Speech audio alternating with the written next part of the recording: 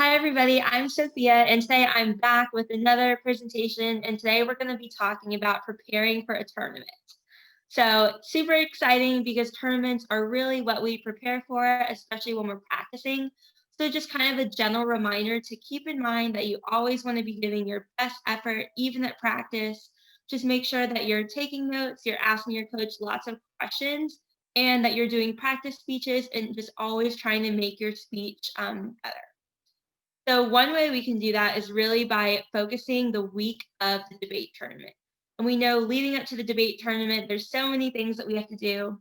But I would say the biggest thing that you want to focus on is really making sure that you're understanding the evidence. So understanding what arguments you're going to make, understanding what arguments the other team is going to make is really important to do. So there are lots of different ways you can do that. So one of those ways is to finish highlighting all of your evidence because during the debate tournament, you will definitely be affirmative and negative. So just keep that in mind.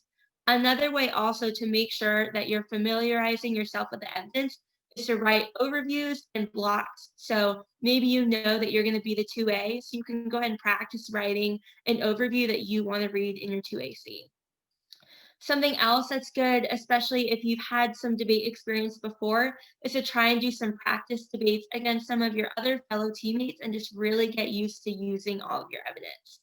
And then finally, you just want to make sure that you have a game plan, find out who your debate partner is, kind of talk to them, maybe go ahead and find out who wants to be which speech, and just make sure that you have all of your evidence with you, it's highlighted, and you're ready to go for the debate tournament.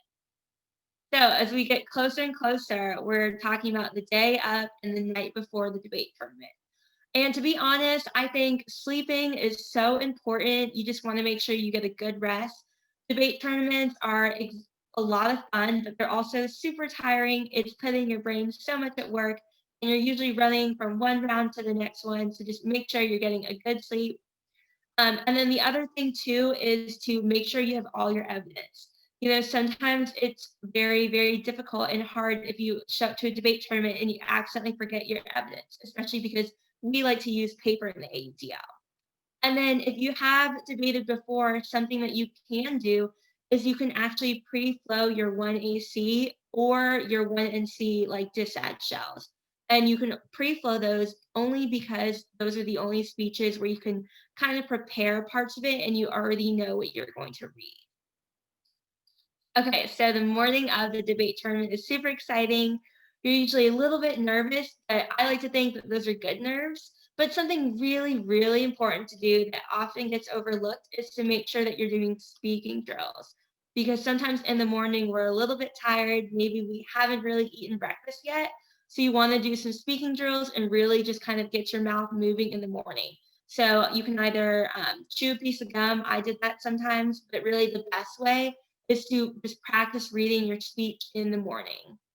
And then also, if maybe you suddenly realize you forgot to highlight the impact card or you wanted to add just one more sentence to the end of your block, go ahead and just finish those things up before the tournament officially starts and kicks off. Okay, so this is just as important during a tournament. We're going to talk about before the round, between debate rounds, and then what to do if you have a bye round sometimes. So something really important to do is to kind of check out who some of your opponents might be. Maybe you might pick up on some things that you think that they're really good at in the round. Maybe you might pick up on something that maybe they struggle to answer in cross-ex, or maybe an argument that they don't understand as well. And just maybe make a mental note of that just in case you end up going against that team later on in the tournament. So when you're also checking out your opponent, something else that's good to do is to practice flowing. Flowing is one of the most important debate skills. Plus, it's a very foundational, important debate skill. So practicing flowing anytime you're going to go watch a debate round is super important to do. So also before your debate round, something you want to do is to see who your judge is, make sure you have a judge there, see who they are, and ask them any questions. So maybe your judge has certain preferences that they like. Maybe your judge allows tag teaming, maybe they don't. Those are some good things to kind of just get a feel for who your judge is and sort of what they think as a judge. And then just always make sure that after every round, You can reorganize all of your many different papers and just make sure that all of your affirmative evidence is staying with the other affirmative evidence and just making sure your negative stuff is also separate. Just because you don't want to get confused and accidentally read a piece of negative evidence if you're giving your 1AR speech. That would be not very good in the tournament. So I always tell students when I judge them that the best way to learn is after your debate round because your judge often has so much advice and good input that they can give to you right after you've just debated. So you can use that advice that they've given you to implement for the next tournament. So after your judge gives comments about how the debate went, a really good thing is to ask them questions. Maybe you can ask them what you did good so that you can keep on doing it. And you can also ask them things that they think that you need improvement on so that you can fix it for your next debate round and especially in your next tournament.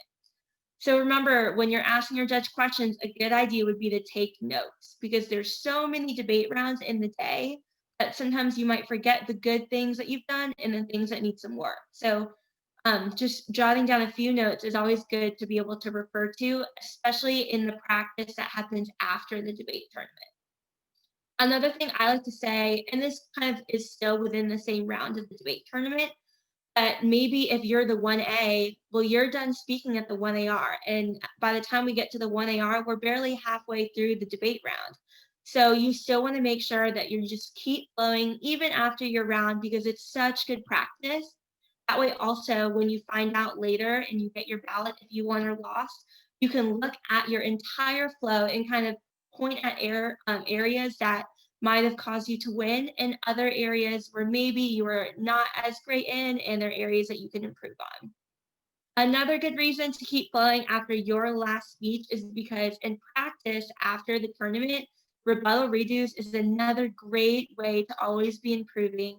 And it's definitely something you can refer to when you give another rebuttal in the next round of the next debate tournament. So in general, just keep in mind that you always want to be trying your best, always be open to learning and improving your speech. And I promise when you do each tournament and each debate round, you'll always be getting better.